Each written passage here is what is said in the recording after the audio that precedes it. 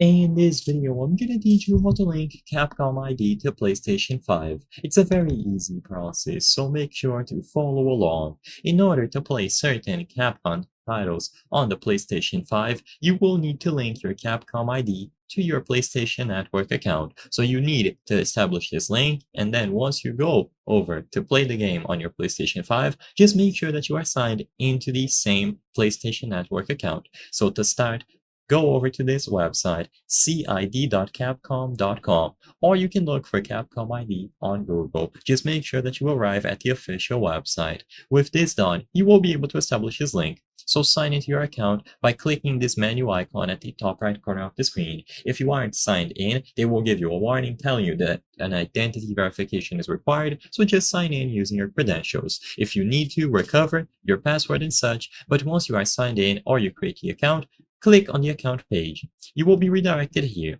Now, you will find PlayStation Network, Xbox Network, and Steam. All that you have to do now is click the link option at the right side of PlayStation Network. You can also click this link here if you would like a visual guide, but it's as simple as clicking link. You will be redirected one more time, and now you will see this information. The account will be linked with the Capcom ID that you are currently logged into. Make sure that this is correct, and you will get this warning. Once you link your account, you cannot link a different account for PlayStation Network, so you have to be absolutely sure that this is the account that you want to use. If you are satisfied, click the option to link with account for PlayStation Network.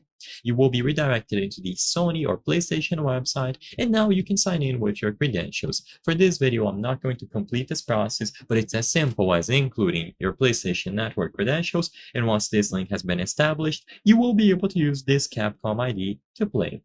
I hope I was able to help you on how to link Capcom ID to PlayStation 5. If this video helped you, please be sure to leave a like and subscribe for more very easy tips. Thank you for watching.